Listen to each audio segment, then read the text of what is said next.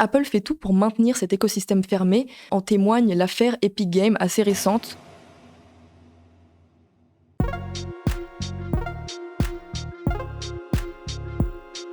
Salut à tous, c'est Lucie. Aujourd'hui, on se retrouve pour le deuxième épisode de iTeaser en présence de Léo. Salut Salut. Léo. Aujourd'hui, on va parler du projet de Léo qui est une implémentation sur Android de quelque chose que vous connaissez tous. Apple, c'est une entreprise qui a un écosystème assez complexe. Ils font en sorte que toutes leurs fonctionnalités ne soient pas disponibles pour les gens qui ne possèdent pas leurs produits. Donc on a par exemple le fameux iMessage qui permet d'envoyer des messages à des personnes qui possèdent, un iPhone. Donc on a aussi le AirDrop qui permet d'envoyer des données comme des photos, des vidéos à des personnes qui possèdent un iPhone à proximité et de manière sécurisée. Et on a aussi le fameux Clipboard sur, Mac qui permet de faire un copier sur son iPhone et de le coller directement sur son Mac. Ce fameux Clipboard universel, dit aussi presse-papier, se base sur les fonctionnalités, de Apple qui sont le AirDrop et le Handoff. Donc ces fonctionnalités sont très pratiques, mais elles ne sont pas disponibles sur d'autres OS. C'est pour ça que Léo a eu l'idée d'implémenter, ces fonctionnalités sur, le système d'exploitation Android. Apple, ils ont une stratégie marketing qui est, très prononcée. Ils ont leur propre système d'exploitation, donc iOS, iPadOS, macOS et cetera, et ils contrôlent à la fois le software et le hardware, c'est ça qui fait leur force. Il y a aussi l'affaire récente d'Epic Games qui permet d'illustrer tout cela. Donc, bienvenue Léo. Merci de m'accueillir. Eh ben, avec grand plaisir. On est là pour parler de ton projet, mais dans un premier temps, j'aimerais que tu te présentes pour ceux qui nous regardent. Donc, d'où tu viens, par exemple, quel est ton parcours scolaire et si tu as envie de rajouter des détails, n'hésite pas. Ok. Comme tu l'as dit, moi je m'appelle Léo Bernat. Je viens d'une petite ville de l'Aisne, de village même de 500 habitants, où j'ai grandi essentiellement avec ma famille.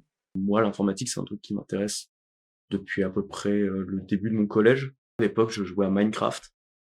Et Minecraft, c'est du Java. Et je sais pas pourquoi j'avais envie de faire des plugins. Ah OK, donc c'est là que c'est parti, Et c'est de là que c'est ouais, parti exactement. Et c'est là OK, que j'ai décidé de te c'est ce qui lancer m'a dans lancé dans la cette, programmation. Derrière, ça a débouché sur un stage de troisième déjà que j'ai fait dans une entreprise parisienne dans le cloud. J'ai observé plein de trucs. J'ai observé du développement agile, des réunions pour le développement agile. c'est vraiment bien. Déjà à l'époque, en fait, C'est une chance de pouvoir faire ça, en 3e. Tu es bah, allé à quelle prépa au final? j'ai fait Saint-Louis à Paris. Saint-Louis à Paris. Donc les 2 ans, ils se sont bien passés. Ouais, ouais, ouais. Suite à ça, tu as pu, là, tu es allé en école d'ingénieur, tu as eu Ouais. plus de temps pour, t'axer sur tes projets. Disons que mon premier gros projet, c'est mon TIPE en C. OK. Je dirais que c'est 3000 lignes de code, à peu près. C'est En mon en 2 minutes, tu peux vite fait, dire ce que C'est ça faisait? en gros une simulation physique à l'échelle d'une ville, d'une propagation d'épidémie. Et donc, à partir de ton entrée en école, sur quel projet tu t'es concentré? Écoute, quand je suis rentré en école, j'avais pas de projet directement, mais j'ai découvert Flask, donc en Python, Le framework le Python, ouais, framework Python pour faire des serveurs ou des l'application serveurs web. web, des applications web. C'est là que j'ai commencé à me dire: «Peut-être il y a moyen avec Flask, peut-être se remettre à Android, pourquoi pas?» Ça Mmh. faisait longtemps. En plus Android, depuis, ils ont changé plein de trucs. C'est plus du tout la même façon de développer, de voir le développement des applications et c'est plus du tout le même langage, en fait. Maintenant, c'est du Kotlin, c'est beaucoup plus Voilà, moderne. ils ont évolué, C'est ça. ouais. Le Java a eu son heure de gloire dans les années 2000, essentiellement. Un peu après, 2000-2005, peut-être 2010. Et il y a eu un creux. Aujourd'hui, ça revient un peu plus parce qu'il y a des nouvelles fonctionnalités qui ont rendu le langage moderne, mais le Kotlin a vraiment essayé de réadapter Java pour en faire un langage plus Et moderne, du plus coup, est-ce que tu as eu des projets, auxiliaires que tu as pu, commencer à l'école? ouais, il y en a 3 en réalité. J'ai commencé par une sorte d'implémentation de ce que vous avez sur, Discord, ce qui s'appelle le Rich Presence. Donc c'est en gros votre activité en cours, quand vous êtes en train de jouer à un jeu Ouais. vidéo, que vous écoutez de la musique sur Spotify. Et en parlant de la musique sur Spotify, mon idée, c'était d'implémenter la même chose pour, YouTube Music. Comme ça, c'est quand tu écoutes tes artistes, ça affiche pas juste une icône, YouTube Music. OK.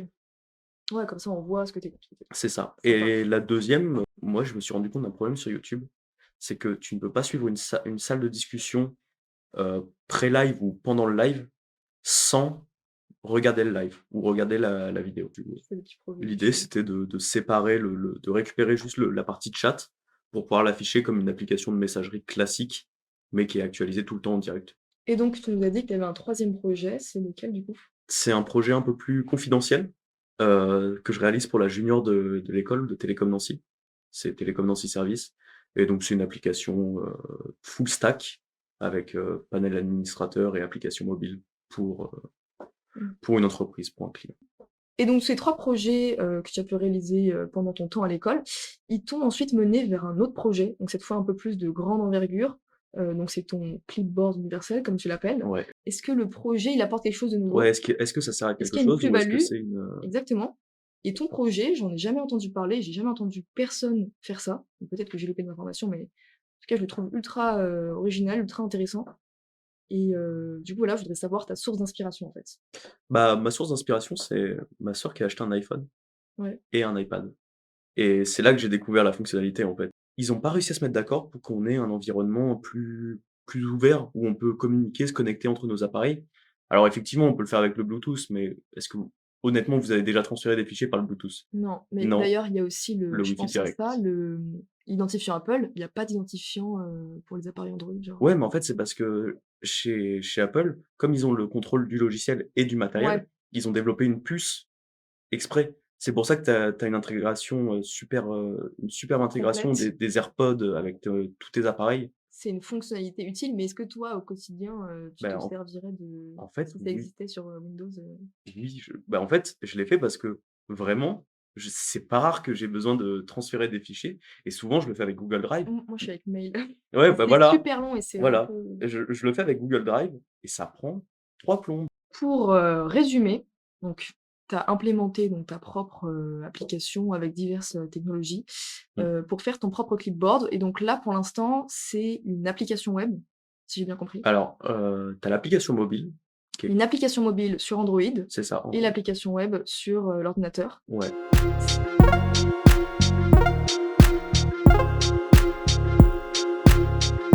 Donc on est allé chercher un ordinateur puisqu'on va faire la démo avec ton téléphone et l'ordinateur puisque j'ai un iPhone et donc l'application n'est pas disponible. Donc dans un premier temps, je me trouve sur le site web, donc là je me connecte et on tombe sur cette interface avec un QR code et un timer de 5 minutes. c'est ça et en fait, c'est le QR code qui permet de faire le lien entre le site et l'application mobile. Ça évite de devoir taper tout le temps son mot de passe. Mmh. C'est moins compliqué. Donc moi, ce que je fais, c'est que j'ouvre l'application sur mon téléphone, je donne la permission à la caméra, je scanne le QR code, ça me propose de prendre la photo, je prends la photo, ça me met le lien du serveur, le token. Je peux mettre, le nom de mon appareil, par exemple, je vais mettre Pixel 8 Pro de Léo. Hop, Intuitif, hein? c'est hyper intuitif. J'ajoute le compte et là directement, moi ça me fonctionne sur mon ordi et toi si tu actualises la page, normalement, tu vas voir apparaître, Je vois en effet Pixel Pro 8 de Lego. c'est ça, avec ma dernière activité. C'est génial. Donc ensuite, si j'arrive sur cette page, on peut voir que je peux envoyer du texte ou une image. Donc là, c'est à partir de l'ordinateur ou du téléphone? On C peut tous les 2 là, le faire? on dans les 2 sens ça fonctionne. Là, c'est pour quand tu as du contenu sur ton PC, L'ordinateur, ouais. tu envoies les données, par exemple, tu as du texte ou tu as une image. Est-ce que je peux te mettre un texte et tu le reçois sur ton tel? Ouais, par contre, ouais, il faut que tu tapes ton texte et moi de mon côté, si j'actualise, hop, tout Coucou de Léo. suite il Ah, c'est apparaît génial. et je peux le voir en OK, je suis fan. plus grand détail. Tu peux faire avec une image? Ça me fonctionne avec une image. On peut se prendre en selfie. Je partage dans Pasteur, Ouais, ça m'affiche ça. Ici, je peux choisir sur quel profil j'envoie. Ça me dit que le avec serveur est en César. ligne, je fais envoyer. Ça prend un peu de temps. Voilà, j'ai eu succès de l'envoi de mon côté, donc théoriquement, tu as tout ce qu'il te faut. Moi, elle est là, elle est sur mon téléphone. Donc là, si je vais sur Items et que j'actualise, en Voilà, effet, je vois une petite photo de nous avec, le texte précédent. c'est ça Punaise. et tous les Ah, autres, c'est tous top, les ça autres tests fonctionne vraiment et très bien. sur l'application mobile, tu vois que contrairement au texte où tu peux directement le copier, tu peux le télécharger Tu peux parce télécharger qu'en aussi la fait, photo. l'image est envoyée en qualité en Bonne mauvaise qualité? qualité. Non, là, elle est c'est Ah en OK. mauvaise qualité, là, elle est encore plus petite et en fait, quand tu la télécharges, ça te la met en plus grande Ah qualité. OK, Ça te oui, donc tu met as fait, une petite En fait, compression, ouais, hein. il y a une l'image de base est pas compressée parce que le but, c'est de si tu envoies des images ou peut-être à terme des vidéos, le but, c'est de pas perdre de la qualité. C'est Mmh. vraiment d'être un presse-papier et pas d'être, un service de partage. Donc le but d'un presse-papier, c'est que tu conserves exactement l'information, mais je compresse quand même les photos. Ça ressemble vrai en vrai, ça ressemble vraiment à AirDrop. Ouais, C'est ça un mix entre en fait, AirDrop, c'est un peu un Flipboard, mix entre AirDrop et le c'est plus presse-papier. évolué limite, C'est un peu un mélange des 2. une innovation, on va dire. Donc là, on est sur une application web, ça c'est un serveur, c'est ton serveur? Ouais, en fait, c'est le serveur d'un ami. D'accord. N'importe qui peut y accéder, là il est libre d'accès, Ouais, ouais, n'importe qui celui-là, peut se créer un compte et l'application pareil est accessible, sur le Play Store? non, l'application est pas encore dispo sur le Play Store, mais vous pouvez la récupérer, elle est open source et vous la compilez vous-même OK. et donc le but, c'est ensuite d'instaurer de la cryptographie, à partir de l'appareil, plutôt qu'à partir du compte. Ce qui voudrait dire que le serveur n'a pas accès au dossier. Le but, OK. c'est pas de chiffrer sur le serveur, c'est de chiffrer sur l'appareil, puis d'envoyer la version chiffrée au serveur. Ouais, parce que Un peu à la même façon de faire qu'à Signal, par exemple, ouais, chiffré de bout ou en bout avec bout en bout, des exactement. protocoles assez, complexes et donc là, moi, j'ai une question un peu basique, mais tout ça, c'est fait en Kotlin. Ouais, L'interface, elle me semble super propre, vraiment, c'est basé Kotlin s permet de faire des interfaces c'est aussi en qualitatives fait, c'est basé sur, Material 3. et il y a d'autres fonctionnalités? Sur l'application, Ouais, tu peux créer des widgets. L'avantage, c'est que tu cliques dessus et ouais. directement, elle est copiée dans ton presse-papier. Ah ouais, donc ça, c'est super intuitif, super Voilà, efficace, c'est beaucoup plus rapide que les Google Drive. oui, Donc, je vais résumer un petit peu la situation. Ton application Android, elle est codée en Kotlin c'est et ça. le site web, il y a tout, un front-end, un Plusieurs back-end, technologies, voilà, mais ouais, plusieurs technologies dont on a parlé, React et cetera. Par rapport à Kotlin, donc c'est un langage, tu as dit, qui est un peu émergent, est-ce que, tu peux nous parler, par exemple, d'une fonctionnalité? Donc, par exemple, on a vu qu'il y avait un QR code, ça me mmh semble assez, élaboré. Est-ce que tu pourrais vulgariser un petit peu, la Alors, manière dont ça fonctionne? la façon dont ça fonctionne, c'est que Google, dans leur immense sympathie, ont décidé de fournir des modèles de reconnaissance d'images. C'est assez poussé en réalité, mais moi, je me sers de la partie de la librairie qui sert à identifier les codes, 2D et 1D, donc soit les QR codes, soit les codes barres de type magasin, Et c'est quoi les, les outils, les sites? Est-ce que tu te sers de livres ou de comment tu as appris tout ça, en fait? C'est en principalement, j'imagine, en faisant des projets, mais aussi à la base, il y a bien de la théorie, mmh. de Alors, le Graal, la documentation d'Android. Il y a même pas un mois, ils ont refait le site et pour le coup, c'est devenu vraiment, vraiment très clair. bah, je vais aller jeter un coup d'œil. Tu devrais. C'est vrai. En vrai, c'est hyper intéressant et c'est surtout qu'ils commencent à avoir vraiment beaucoup de tutoriels. Ils ont une application de développement, genre un projet sur leur GitHub qui est, qui est en fait une application qui implémente plein de concepts clés d'Android, du développement Android. Comme ça, tu peux voir directement, les bases et voir, pour chaque fonctionnalité comment ils ont fait, comment toi tu peux faire et c'est OK, vraiment, donc pour vraiment les très curieux, intuitif. allez voir un petit Ouais, peu, en fait, tu as à la fois des tutos, tu as la documentation vraiment brute qui t'explique, ça comme ça, ça sert à ça, voilà. Tu as les tutos qui te montrent, pas à pas comment faire certaines choses et ensuite tu as vraiment le code, tu as l'application, je crois que c'est une application qui imite une application de news, en fait et qui met en place plein de choses, qui met en place l'authentification par compte Google, qui met en place la navigation dans l'application, OK. qui Très met en poussé. bah, en fait, ouais, ça part dans tous les sens et c'est ça qui est bien. Moi, je voudrais qu'on s'attarde un petit peu sur, en fait, ton projet, il est très conséquent. On a vu qu'il y a 2 parties, ça prend du temps, tout ça, Ouais, c'est pas en un claquement de doigts. Du coup, pour le mettre en place, il a bien fallu que tu t'organises ton temps, ta gestion de temps.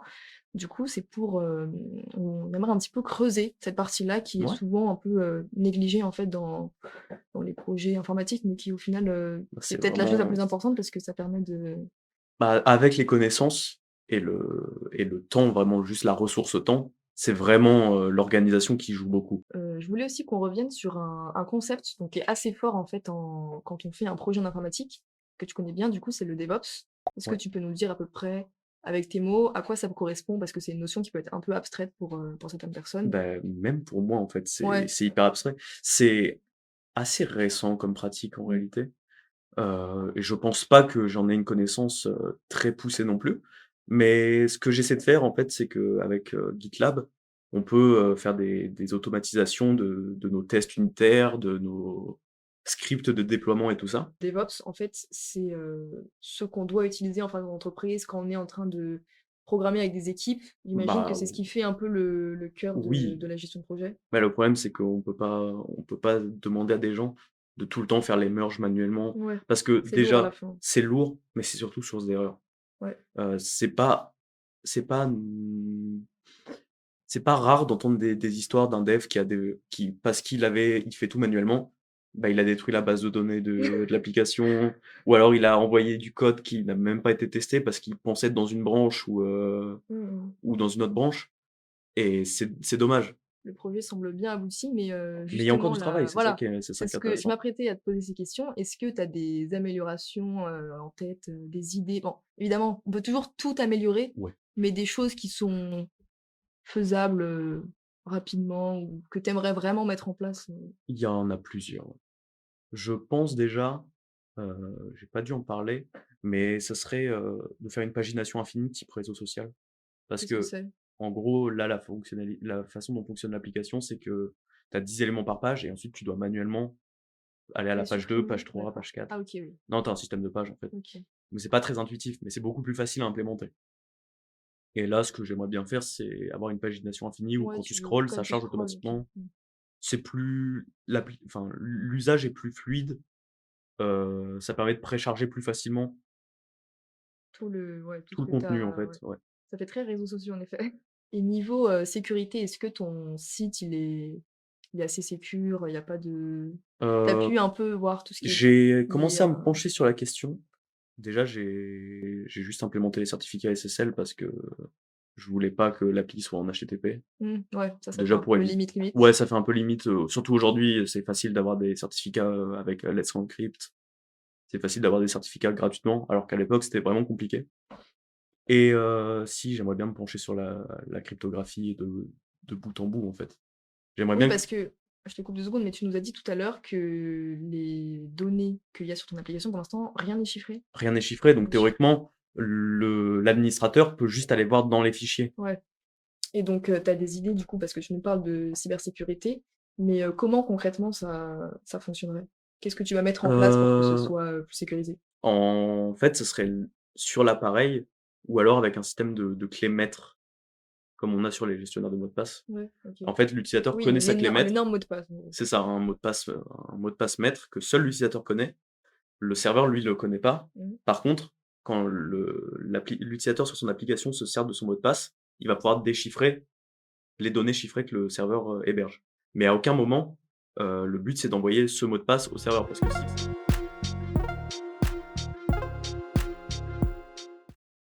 Donc, moi, ce qui ressort de ton projet, c'est que déjà, je le trouve super original. J'avais jamais entendu parler de tout ça. J'ai même appris l'existence du clipboard universel puisque je ne possède pas de Mac. Et le fait que tu aies à la fois codé quelque chose, sur un smartphone et à la fois le site web, bah, je trouve ça super, enfin, c'est des grandes capacités, tu vois? Bah, Donc c'est la polyvalence, quoi. ouais, une grande polyvalence, mais c'est super parce que, ben, c'est justement full stack, il y a plein de gens qui sont pas capables de faire tout ça, tu vois? Donc c'est vraiment que tu as des hautes compétences, quoi. Et donc je te remercie d'être, passé en tant qu'invité, Beh, chez Teaser. c'est moi qui vous remercie de m'avoir invité. On a appris plein de choses. Donc à bientôt pour un prochain épisode. Si vous avez, quelques connaissances sur le jeu Minecraft, n'hésitez pas à aller voir notre précédente vidéo qui porte sur notre invité Louis qui a implémenté un ordinateur dans Minecraft.